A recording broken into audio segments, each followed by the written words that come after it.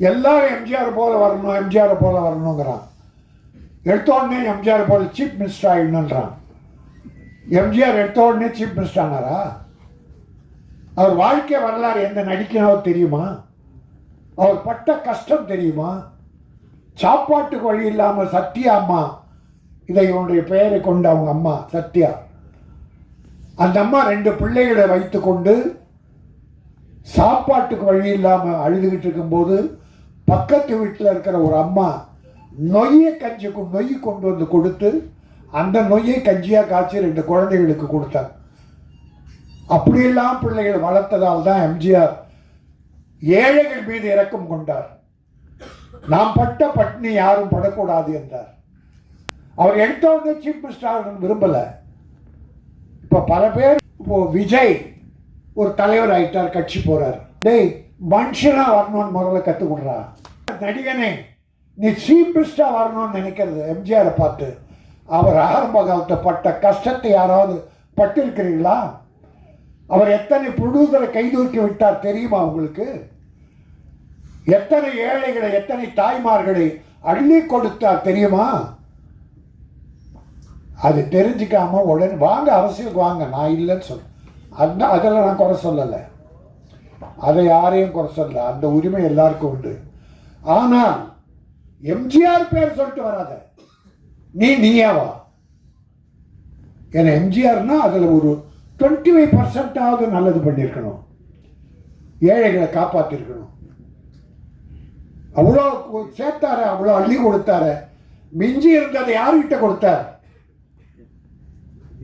அந்த ராமாவரம் தோட்டம் காது கேளாதோ வாய் பேசாதருக்கு, அந்த ஜானகி அம்மாள் காலேஜ் எல்லாரும் ஏழை கொடுத்தார். ஒரு காசு எடுத்துட்டு போல. அதனால் அந்த உள்ளத்தில் கொஞ்சம், அந்த தம்பியும் பாவம் அவங்க அப்பா தயவில் கஷ்டப்பட்டு முன்னேறி வந்தது, நல்லா வந்தது, வாழ்ந்தது. இப்போ கட்சி வாக்கு அது மக்கள் பார்த்து முடிவு பண்ணட்டும். நல்லது பண்ணால் ஏற்றுக்க போகிறாங்க, இல்லைன்னா ஒதுக்க போகிறாங்க. எம்ஜிஆர் பார்த்தீங்கன்னா அப்படி இருந்தால் கூட அந்த சிரிப்பு சிந்திக்கிட்டே இருக்கும், சிரிப்பு சிந்திக்கிட்டே இருக்கும். சும்மா அப்படி சிரிச்சுக்கிட்டே இருக்கான் அவர். எந்த ஃபோட்டோ பாருங்கள், நான் நேரில் பார்த்துருக்கேன் அவர்கிட்ட. சிரிக்க மாட்டார், ஆனால் சிரிச்சுக்கிட்டே இருப்பார். ஒரு 2 வா நீ சிரிச்சாவே கோபம் வருது. ஒன்றுமில்லை, உனக்கு வாழ்க்கை இருக்கிறது, வெற்றி இருக்கிறது. வெற்றி வந்தால் எம்ஜிஆரை போல வா, இல்லைன்னா வராது, போ. ஏழைகளுக்கு உதவி செய். நீ 50 லட்சம் வாங்கினா 20 லட்சம் ஏழை செலவு. ஆனால் அந்த 20 லட்சம் திருப்பி உனக்கு வரும். அந்த ஏழை கொடுப்பான், உன் படம் பார்ப்பான். இவன் எந்த ஹீரோவுக்கு தெரியல, அது கொண்டு போய் அடிக்கி உள்ள வச்சிடறான் ரூம்ல. அதில் கொஞ்சம் ஏழை கொடுத்தேன்னு வச்சுங்க, அந்த ஏழைங்க எல்லா ஏழைக்கும் சொல்லி படம் பார்க்க வைப்பாங்க. உன் வசூல் ஏறும். இன்னைக்கு 200 கோடி 100 300 கோடி வாங்குறவெல்லாம் எப்படி வளர்ந்தாங்க? ஆனால் கொடுத்தது குறைவு, மக்களை வந்து எடுத்தது அதிகம். நான் ஒன்று நினச்சேன், சத்தியமாக என்ன தாய், எனக்கு தெய்வம் முதல்ல என் தாய் தான். அந்த தாய் மீது சத்தியமாக சொல்கிறேன். வரும்போது அந்த விஜய் இடம் காலியானால் எல்லாம் சொன்னாங்களே, எங்கள் அம்மா, நான் அதுக்கு தான் எங்கள் அம்மாவை தவிர எனக்கு தெய்வம் கிடையாது. அந்த சத்தியத்தை அம்மா மேலே சத்தியமாக சொல்கிறேன். கடைசியில் பார்த்தா அது விஜய் சத்யான்னு போட்டிருக்கான். இங்கே வந்து பார்த்தா விஜய் அதில் இணைச்சிருக்கு. உடற்கட்டு எம்ஜிஆர். ஒரு தடவை நான் ஒரு கட்சியில் சேர்ந்தேன். அப்போது என் கூட 4 பாக்ஸருங்க வந்தாங்க, வண்ணாரப்பேட்டை பாக்ஸர்ஸ். நான் ஒரு பாக்ஸரை உயிர் என்பன் அவன் பேர். எம்ஜிஆர், ஐயா இவன் பாக்ஸர் ஐயா அப்படின்னு அப்படியே விட்டு நின்னார். நின்று டப்புனா அவன் தோலை தட்டினார்.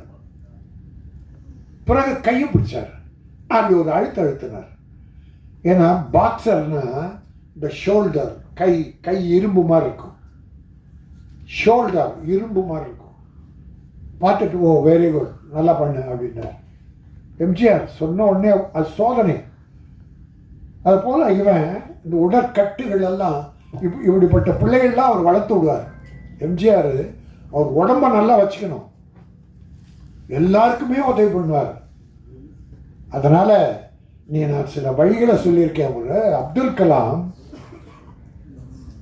சொன்னாங்க, ஒரு கேள்வி கேட்டாங்க, நீங்கள் செய்த சேவையிலேயே சாதனையிலே எது உயர்ந்தது?